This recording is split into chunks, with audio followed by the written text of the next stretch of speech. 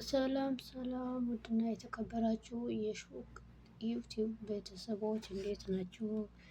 እንዲሁም የመዳም ቅመሞች ያላችሁበት ሰላማችሁ ይብዛ።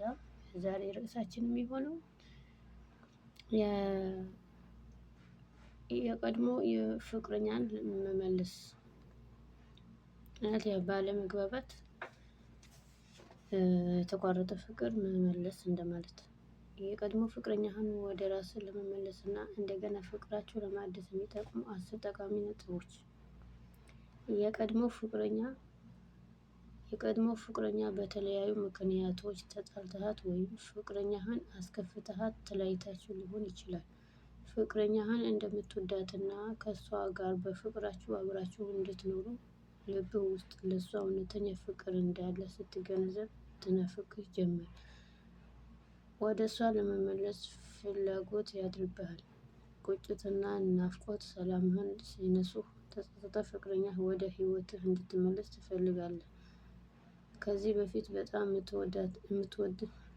የምትወድህንና የምታፈቅርህን ሴት አስከፍተሃት ወይም በተለያዩ ምክንያቶች ተጣልታችሁ ነበር። አሁን ከፍቅረኛህ ጋር ያለህን ግንኙነት ለማደስ ትችላለህ። ነገር ግን ጥንቃቄና ከመቼውም ጊዜ የበለጠ የራስ መተማመን ይፈልጋል። እሷ እንዴት መቅረብ እንዳለብህ የሚረዱ 10 ነጥቦች። ከዚህ በመቀጠል የተዘጋጁ ነጥቦች ተግባራዊ በማድረግ ፍቅረኛህን መልሰህ ማግኘት ትችላለህ። ይህ ጽሁፍ የፍቅር ሳይኮሎጂ ወንዶችም ሆነ ሴቶችም የቀድሞ ፍቅረኛቸውን ለመመለስ የሚረዱ ነጥቦችን ስላካተትን ሊጠቅሙ ይችላል። በዚህ ጽሁፍ እርስ በርስ ስለጻፍን ግራ እንዳይገባችሁ ለሁሉም ይሆናል። ከፍቅረኛ ጋር ከተጣላህ በኋላ ቢያንስ ለ2-4 ሳምንታት ከሷ መራቅ አለብህ። ከ2 ሳምንት እስከ 1 ወር ያህል ጊዜ ሙሉ በሙሉ በሞባይል ሆነ በአካል አለመገናኘት በጣም አስፈላጊ ነው። ስልክ መደወል አቁም። የጽሁፍ መልእክት አትላክ። የእሷን ፎቶ ፌስቡክ ላይ ላይክ ሼር አታድርግ። በአካልም አታገኛት። ከቻልክ ከጓደኞቿ ጋር ስለሷ አታውራ፣ አትጨነቅ። ይህን የምታደርገው ለጥቂት ጊዜ ብቻ ነው። የተለያያችሁበት ምክንያት ምንም ይሁን ምን እንደገና ፍቅረኛህን ወደ ራስህ ለመመለስ ለጥቂት ጊዜ ክፍተት መፍጠር ስለ ፍቅራችሁ እንድታስብ እና እንድትፈራ ልታደርጋት ይችላል። በተጨማሪ በዚህ አጭር ጊዜ ውስጥ እንድትነፋፈቁ እድል ስለሚሰጣችሁ ለሁለታችሁም አስፈላጊ ነገር ነው። በዚህ ጊዜ ፍቅረኛ እንኳን ከደወለችልህ ቢበዛ ከ1 ደቂቃ በላይ ባታወራት የተሻለ ነው። ምክንያቱም በመለያየት ሰሞኑን መደዋወል አብዛኛውን ጊዜ ክርክርና አላስፈላጊ ቃላት እንድትለዋወጡ ያደርጋል። የሞባይል የጽሁፍ መልእክት መላክ አንዳንድ ጊዜ መራራቅ ፍቅርን ያጠነክራልና የምንወደውን ሰው የበለጠ እንድናፈቅረውና እንድንናፍቀው ያደርጋል። አሊያም በመራራቅ ምክንያት ክፍተት ተፈጥሮ የምንወደው ሰው በእኛ ተስፋ በመቁረጥ ሌላ ሰው ጋር ፍቅር ሊጀምር ይችላል። ከጸብ በኋላ ከ2 ሳምንት እስከ 1 ወር አለመገናኘት ትልቅ ችግር የሚያመጣና የማሰቢያ ጊዜ ነው።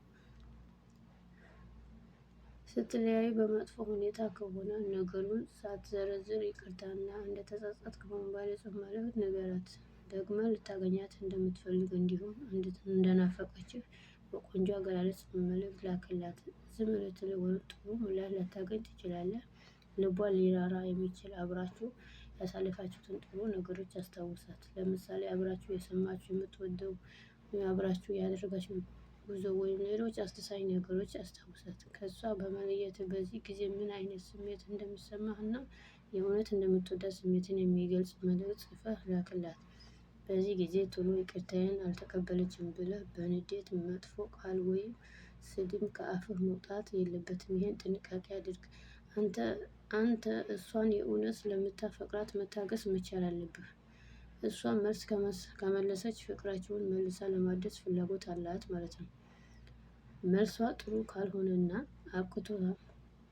አብቅቷል ካለች ወዲያው ወደ ውሳኔ ከመግባት በፊት ጥሩ ሁኔታ ላይ ስትሆኑ አንዴ ተገናኝታችሁ ስለ ግንኙነታችሁ እንድትነጋገሩ ጠይቃት። ስትነጋገሩ እርግጠኛ ሆና ረፍዶብሃል አልፈልግህም ካለችህ እንድታስብበት ንገራትና ትንሽ ጊዜ ስጣት። ባለፉት ጥቂት ሳምንት ወይም ከዛ በላይ ፍቅረኛህን በማጣትህ ተጎድተህ እና አዝነህ ነበር። አሁን የእሷ ፍቅር በመሻትህ እና የእሷን ወደ ህይወት ለመመለስ መፍጠን አያስፈልግም። ሁለተኛ እድል እንድትሰጥህ እሷ የማትወዳቸው ነገሮች መራቅ አስፈላጊ ነገር ነው። የአለባበስ ሁኔታ በመቀየር ማራኪና ዝንጥ ብለህ መታየቱ አስፈላጊ ነው። ፍቅረኛ ከእሷ በመለየትህ እንደተጎዳህ ሳይሆን በጥሩ ሁኔታ መቀየርህን ከአለባበስ ጀምሮ እስከ ስነ ምግባርህ መቀየርህን እንድትረዳ ብታደርግ መልካም ነው። አሁንም ፍቅረኛ ሙሉ በሙሉ ያደረጋትን በዚህች አጭር ጊዜ እንደማትረሳ ልብ በል። የእሷን ይቅርታ ማግኘትና ልቧን ወደ ፍቅር መለወጥ ይከብዳል። አሁን ለመነጋገር ጥሩ ጊዜ ሊሆን ይችላል። በዚህ ጊዜ የጽሁፍ መልእክት መላክ ብቻ አያስፈልግም። ድምጽህን እንድትሰማ አድርግና በአንተ በኩል ያለውን ልበ ቀናነት አሳያት። በዚህ ጊዜ ተገቢ ባልሆነ መልኩ አትለምናት፣ አታልቅስ፣ አትከታተላት። እናም አስከፍተሃት ስለነበር በአንዴ ሩጣ ትመጣለች ብለህ አትጠብቅ። ስልክ ልትዘጋብህ ትችላለች። አንተ በቀን ውስጥ 2 ጊዜ ደውለህ እሷን ለማግኘት ሞክር። ስልኳን ካላነሳች የጽሁፍ መልእክት ተውላት። ጽሁፍ ለምን ስልክ አታነሺም የሚል ባይሆን ይመረጣል። ይቅርታ እንድታደርግልህ በውብ ቃላት ግለጽላት። 10 ጊዜ እየደወልክ ተጨናንቃት። በአካልም እንድትገናኙ እቅድ አድርግ። ለምሳሌ ከእሷ ጋር አንዳንድ ነገሮች አዲስ የሆኑ ነገሮች መንገድ ላይ የምታደርጉበት ሁኔታ አመቻች። ይህ ማድረግህ ብዙ ጫና ሳይኖር ዘና ባለ አካባቢ ላይ እንድትገናኙ እድል ስጣት። ግን አስታውስ፣ ግብዣህን ላትቀበል ትችላለች።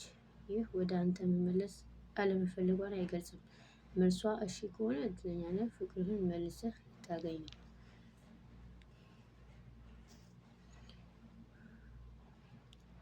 እንደምታፈቅራት ንገራት።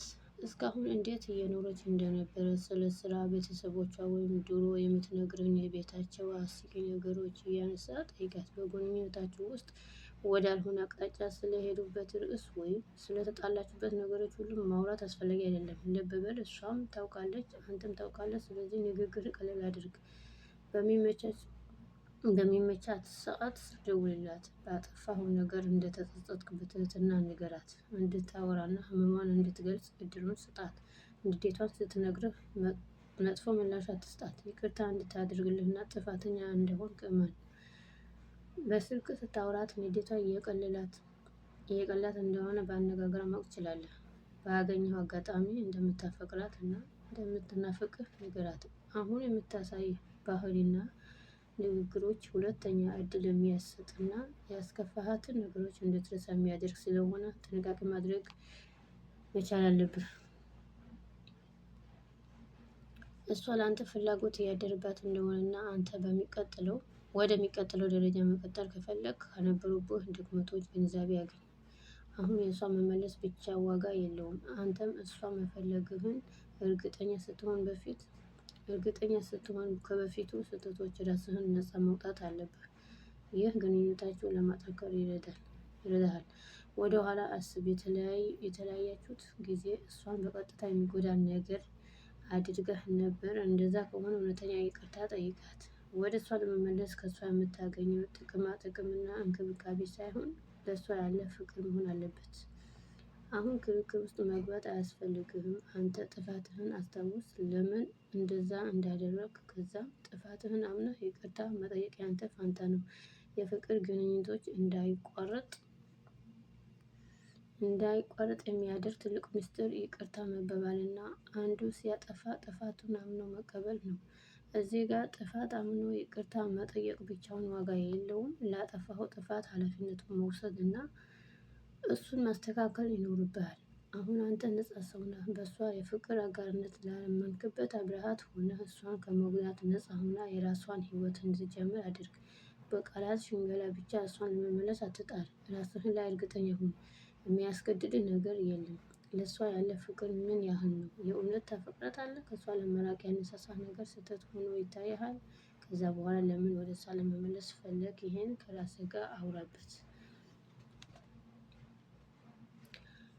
ለችግሩ ግልጽ የሆነ መልስ ካገኘህለት ወደ ኋላ ወደፊት ተራመድ።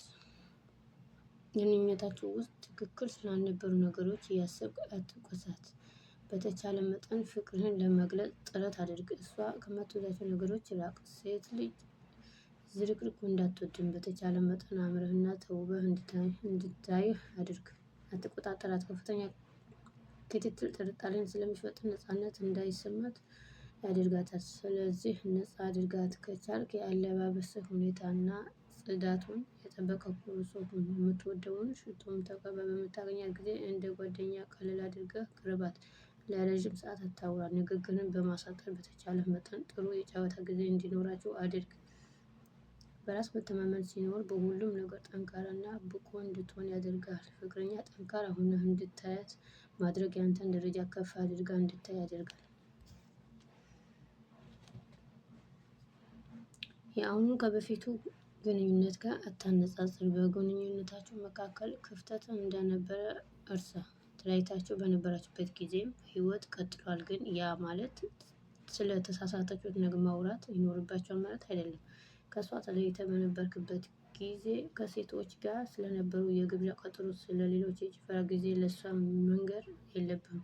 ተለያይታችሁ በነበራችሁበት ጊዜ ያንተን ቦታ ተክተው ስለነበሩ ወንዶች መስማት ትፈልጋለህ? እንደዛ እንደማትፈልግ እሷም አትፈልግም።